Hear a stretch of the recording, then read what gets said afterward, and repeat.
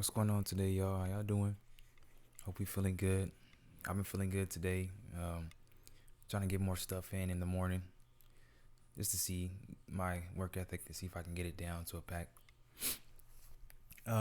Today, I just wanted to talk about um, more about the faith, but today specifically, I wanted to talk about how we shouldn't let demons get into our subconscious. Now, when we think about demons, right, we think in a biblical sense, we think of somebody with horns, right, who has, I don't know, maybe a built figure who seems like they don't care for anyone in life, right? A mystical figure, somebody that's not real. But we should change our thinking from that to the idea of a human that just has a demonic spirit in their possession, basically. These people can manifest as anything. They can be literally anyone. Like they can be even somebody you thought was once trustworthy, right? A demon does not have to be that mythical figure you think of when you watched, I don't know, Passion of the Christ or something, or where you saw a demonic entity, right? It don't have to be that figure. It can be somebody who's human, who's just possessed. So how do demons get into someone's subconscious? Basically, when you're around negative people, when you don't really care about who you're around, when you're not really thinking about that, um, you may subconsciously attract them, right? They really like people who speak the truth, people who like truth, people who have a light around them, who seem to have a shine around them. They like that. So if you have even a little bit of that, you'll attract them.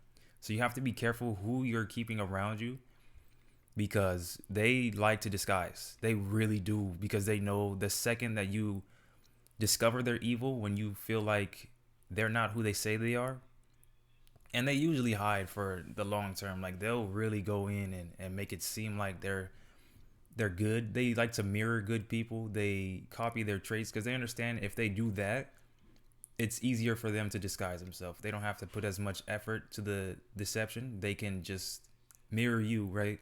Since you're a good person. And that's good enough to get you to believe that they're probably not a demon.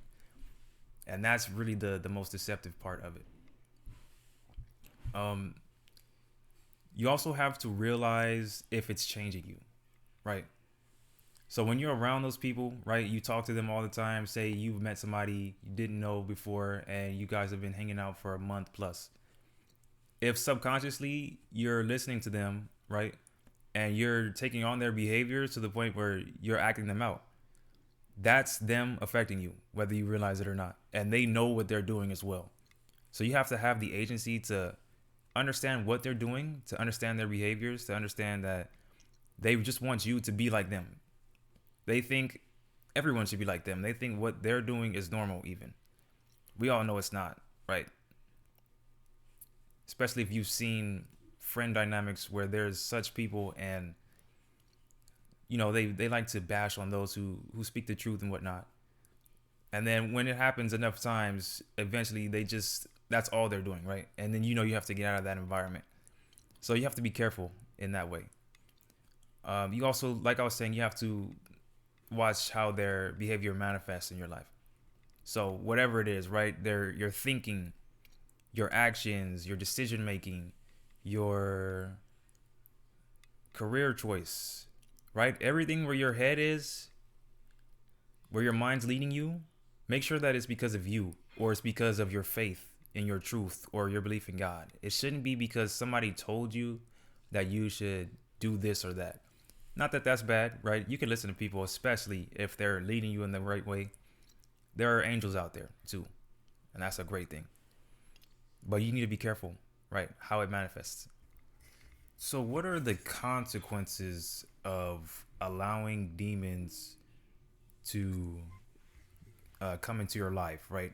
Say you just think nothing will happen to you, right? Like you're just scot free and you could just be around them and nothing will happen. So, what are the consequences? Basically, like I was saying before, your thinking patterns as well as your emotions and your decision making are all going to be changed or slightly altered once you start allowing these people into your life. It's because it's inevitable that they will try to taint you. Okay? The reason that they're even in your life is to dim your light. That's all they're there for. They think if they can dim your light, it gives them an ego boost, or it at least makes them look somewhat superior. And that's not the case, right? You know what's right. You know instinctively what's right. And that's a rare thing because a lot of people don't take the time to get that into their brains to where it's subconscious. So you doing that is a milestone that they wish to achieve. And because it seems like it's something that took a long time for you, and many people agree with that for some reason, they would rather take the easy route, which is to dim the light of somebody who has light and try to boost their own ego, right? So you just have to be thinking about it. Like, is your thinking changed? Do you have more emotional outbursts? Are you more in tune with your emotions? Are you self-aware? How are your decision making? Are you deciding to do things based on your faith, based on your truth? Are you doing things based on pleasure or based on what somebody else said? You gotta think about it that way. Okay, so how can we protect ourselves in a situation like this, or at least prevent it from happening? What you want to do is you want to guard your mind, right? In a general sense, that just means to try to stay away from the negative energies if you can. But you mainly want to watch who you're around and watch what you consume, right? Whether that be online or I don't know what books you read, where you go to get information, right? You need to watch where you consume, just in general. You also want to continue to learn as much as you can all the time.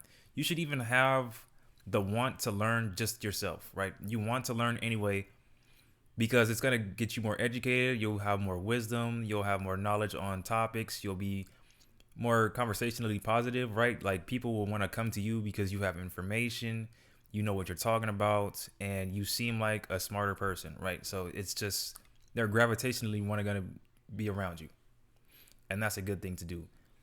And you know what? Learning really shouldn't be something that is like taboo nowadays, right? Everybody wants to learn whether they admit it or not. When you're consuming TikToks, when you're consuming YouTube shorts or Instagram reels or something, right? Even for those few minutes or seconds, you're learning something. You're learning some novel information. It doesn't have to be positive. It can be anything. You're learning something, right? Because you're gaining new information that you've never seen is coming into your retina, and you're deciding to either believe it or not based on how your truth system is set up, right? So everybody wants to learn. No matter what it is you do, whether through a text, whether through a phone call, whether through watching a video, whether through having conversation, whether through going to a podcast, whether a seminar, you want to learn because it's attractive to you. It's also what keeps us going. It's a sense of dopamine for us. So we want to learn because it's just instinctive. It's something we all do inherently, whether we believe it or not. You also want to starve the demons of any stimulation. You don't want to have them coming to you, right? You don't want to have them being around you, right? You don't want them to circulate you. And they do that once they think that there's a feeding ground, once they think that there's something that they can get off of you consistently, right? And you don't want them to think that. You don't want their minds to go to the point where it's like, I don't have to do this anymore if I could just do this and continually get it set up. And they'll even they'll get other people to help them do it if necessary. So you have to be really careful. Okay. It's not the safest thing to be around them, even one, because one attracts more and they all like to come to the same lights, to the same source, if it's possible. They know that more on one is harder for that one, but it's more telling of their behavior than you. Okay, so final thought I wanted to get off was that you should never let someone else's ideas or behaviors take root in your life unless they're beneficial to you and you actually believe in their truthfulness. So basically, unless you know that it can help you, right?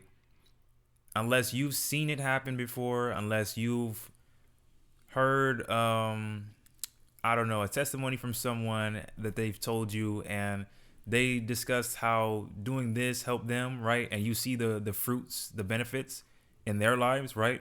Unless you can prove that to yourself, like truthfully prove it to yourself, you shouldn't just immediately allow that to take root in your mind. And that's a good thing to be careful of, right? You need to be sure that what you believe in, what your brain believes in, is good for you. We also need to change our relationship with our brain in general. Our brain is a part of us, but to a degree, we don't have full control over it. Our brains are really complex and they do most of the thinking for us. We give it the information that it needs, right? Based on how we consume and who we stay around. Um, you want to befriend your brain though. You want to do that because your brain is a part of you, but it doesn't necessarily automatically agree with you. It turns your life into a subconscious system that it perpetuates. So your job then is to make sure that it doesn't include negative energies or bad influence. That's really all you have to do. Your brain will do the rest for you, right? Especially if you love yourself and you nurture yourself and you make sure to take care of yourself and stay healthy, your brain will do the rest for you and your life will be much easier in that way. Anyways, thank you guys for listening. Had a great time talking. Hope we learned something today and I love you guys. Peace out.